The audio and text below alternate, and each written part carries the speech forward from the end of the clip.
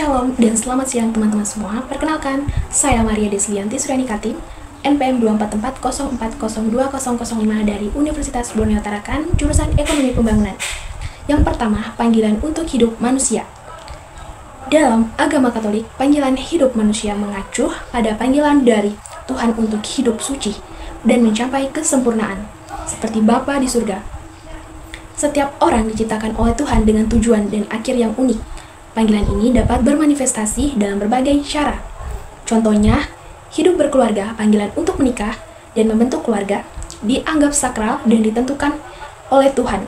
Dalam panggilan ini, pasangan saling membantu untuk mencapai kesucian melalui perkawinan, membesarkan anak, dan rahmat yang menyertai sakramen perkawinan.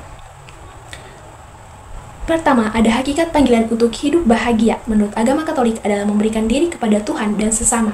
Kebahagiaan sejati ditemukan dalam tindakan-tindakan yang selaras dengan kehendak Allah dan dalam meniru teladan Kristus. Contoh-contoh dalam panggilan untuk hidup bahagia, yang pertama ada memberikan diri kepada sesama. Memberikan diri kepada sesama sesuai dengan panggilan hidup kita memungkinkan untuk menikmati kebahagiaan di dunia. Kebahagiaan bukan hanya tentang mengumpulkan, tetapi tentang berbagi, bukan hanya menerima, tetapi memberi. Yang kedua, ada meneladani Yesus. Penjelmaan Yesus menjadi manusia mengajarkan cara hidup bahagia, yaitu dengan memberikan diri sepenuhnya kepada Allah Bapa dan pada manusia. Salib Kristus adalah bukti nyata dari pengorbanan ini. Yang kedua, ajaran Yesus tentang hidup bahagia terdapat dalam Injil Matius bab 5 ayat 1-12 yang dikenal sebagai 8 sabda bahagia. Yesus mengajarkan bahwa kebahagiaan sejati bukan didapatkan dari hal-hal duniawi, melainkan dari sikap hati yang benar di hadapan Allah dan sesama. Contohnya, yang pertama ada berbahagialah orang yang miskin di hadapan Allah, karena merekalah yang mempunyai kerajaan surga. Lalu yang kedua, contohnya dalam kehidupan sehari-hari adalah kita dapat menyadari ketidakmampuan diri dan berserah total pada kuasa Allah. Yang kedua, berbahagialah orang yang berduka cita karena mereka akan dihibur. Contohnya berduka atas dosa-dosa dan penelitian di dunia, tetapi tetap berharap pada penghiburan dari Allah. Lalu ada panggilan untuk memuliakan Allah. Dalam ajaran Katolik adalah suatu kewajiban dan tujuan hidup setiap umat manusia. Memuliakan Allah berarti mengakui, menghargai, dan mengagungkan kemuliaannya melalui tindakan, kata-kata, dan sikap hidup sehari-hari. Hal ini sejalan dengan keyakinan bahwa segala sesuatu yang ada termasuk diri kita diciptakan untuk kemuliaannya. Adapun contohnya dalam kehidupan sehari-hari kita, yaitu yang pertama, ibadah dan penyembahan. Beribadah kepada Allah adalah cara utama untuk memuliakannya. Ini termasuk berdoa, menyanyi pujian, dan mengikuti sakramen dalam ibadat. Kita mengakui kelayakan Allah untuk dipuji dan diagungkan. Yang kedua, menggunakan karunia untuk kemuliaannya. Setiap individu memiliki bakat dan sumber daya yang dapat digunakan untuk memuliakan Allah, misalnya menggunakan keterampilan dalam pekerjaan atau pelayanan sosial untuk membantu orang lain dan menunjukkan kasih Allah. Lalu yang keempat, menjalani hidup yang berintegritas, hidup sesuai dengan ajaran Kristus dan menjalani kehidupan yang jujur serta penuh kasih dapat menjadi cara untuk memuliakan Allah. Ketika kita bertindak dengan integritas, orang lain akan melihat perbuatan baik kita dan memuliakan Bapa di surga. Lalu yang C, ada panggilan untuk menjadi rekan kerja. Kerja Allah adalah ajakan bagi setiap orang percaya untuk berpartisipasi aktif dalam karyanya di dunia ini. Ini berarti tidak hanya menerima keselamatan dari Allah, tetapi juga terlibat dalam pelayanan, menjadi saksi baginya di setiap aspek kehidupan. Menjadi rekan kerja Allah adalah panggilan untuk menghadirkan kerajaan Allah di bumi, bekerja bersamanya untuk kebaikan dan keselamatan manusia. Adapun 3 contoh bagaimana panggilan ini dapat diwujudkan dalam kehidupan sehari-hari kita. Yang satu, melayani kasih di mana dibutuhkan. Menjadi rekan kerja Allah berarti peka terhadap kebutuhan orang-orang di sekitar kita dan bersedia meluangkan waktu serta tenaga untuk membantu mereka. Ini bisa berupa membantu tetangga yang sakit, menjadi sukarelawan di tempat penampungan tunawisma, atau sekedar mendengarkan teman yang sedang mengalami masa sulit.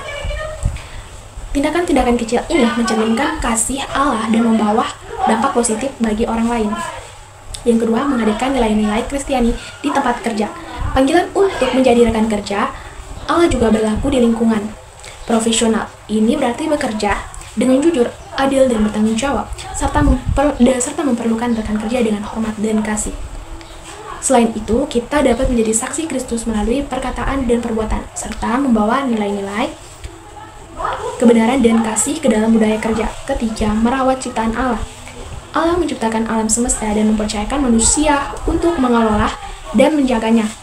Menjadi rekan kerja Allah berarti bertanggung jawab terhadap lingkungan hidup dengan mengurangi sampah, menghemat energi, dan mendukung praktik-praktik berkelanjutan.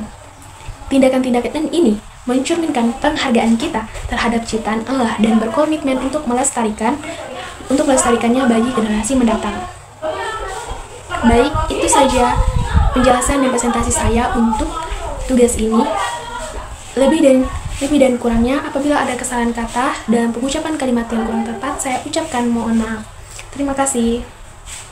Halo, Shalom. Perkenalkan, nama saya Gustini. Di sini saya akan menjelaskan materi tentang panggilan untuk bekerja, berkarya, dan berprofesi.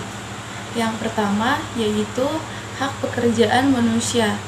Hakikat kerja manusia terletak pada kenyataan bahwa kerja adalah bagian integral dari eksistensi manusia. Melalui kerja, individu tidak hanya memenuhi kebutuhan fisik tetapi juga mengekspresikan diri dan mengaktualisasikan potensi yang dimiliki. Misalnya, seorang petani yang mengolah tanahnya tidak hanya bertujuan untuk mendapatkan hasil panen, tetapi juga merasakan kepuasan batin dan kontribusi terhadap masyarakat melalui penyediaan pangan. Yang kedua yaitu makna kerja dalam perspektif ajaran gereja. Dalam perspektif ajaran gereja, kerja dipandang sebagai panggilan ilahi yang mencerminkan martabat manusia.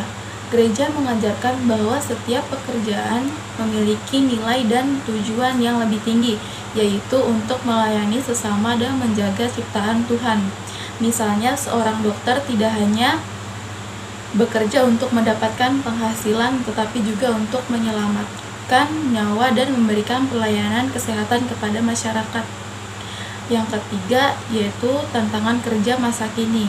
Tantangan utama dalam dunia kerja saat ini meliputi penurunan ekonomi dan perubahan teknologi yang cepat.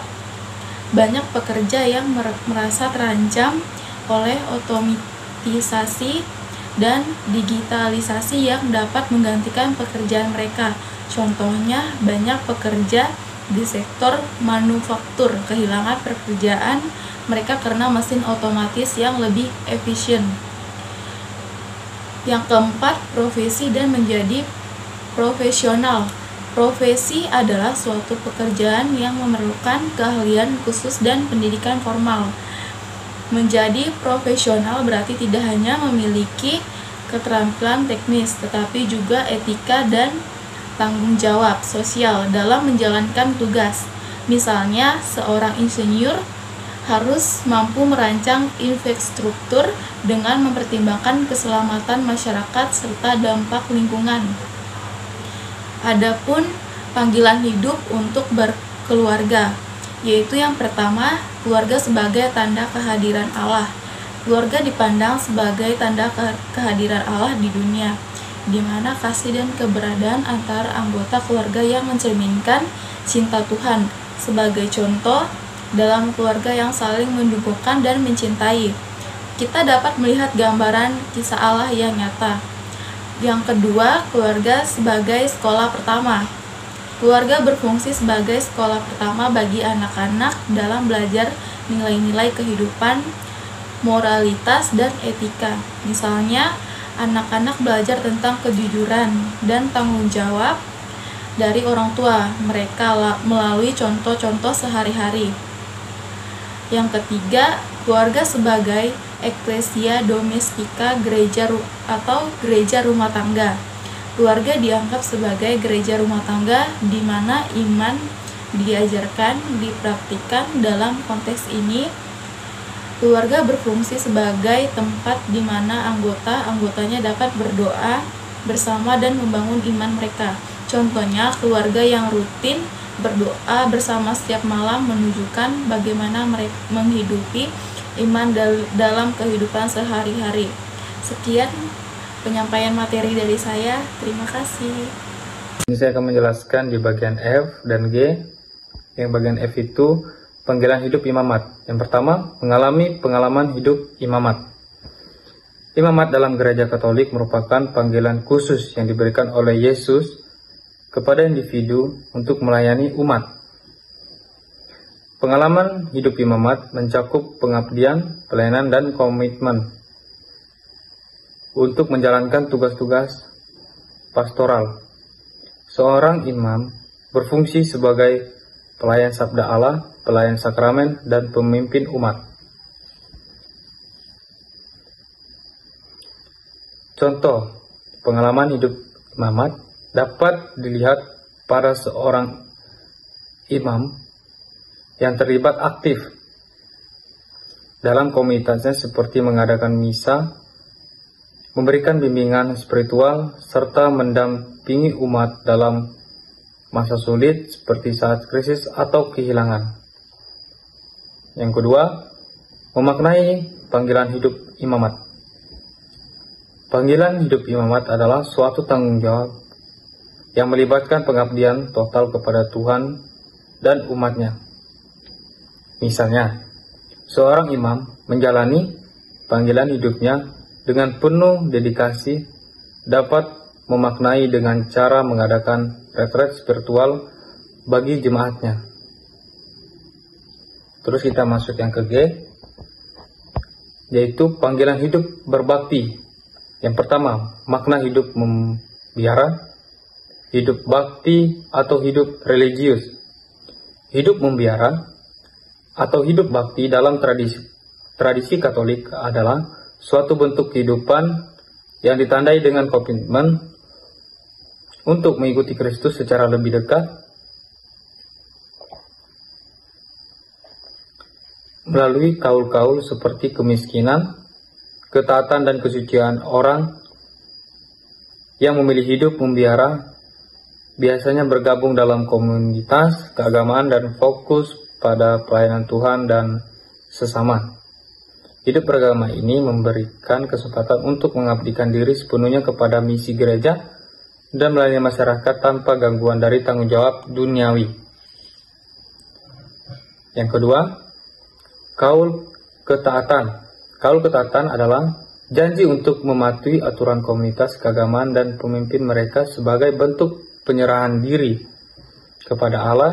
Ini berarti bahwa anggota komunitas harus siap mengikuti petunjuk dan keputusan yang diambil oleh pemimpin mereka dalam konteks pelayanan. Contohnya, kaul ketaatan dapat dilihat pada seorang biarawan yang mengikuti perintah atasannya untuk menjalankan misi di daerah terpencil. Dan yang ketiga, yang terakhir, imam projo dalam imam biarawan atau religius. Imam projo adalah imam yang melayani paroki tertentu dan terlibat langsung dalam kehidupan komunitas lokal. Sementara imam biarawan atau umat beragama adalah anggota komunitas keagamaan yang menjalani hidup membiara. Misalnya, seorang imam projo mungkin terlibat dalam kegiatan sosial di paroki seperti membantu orang miskin atau mengorganisir acara gereja, sedangkan imam biarawan mungkin lebih fokus pada kehidupan doa dan pelayanan di lembaga pendidikan atau rumah sakit yang dikelola oleh ordo mereka. Sekian dari saya. Jika ada salah kata, mohon maaf dan terima kasih.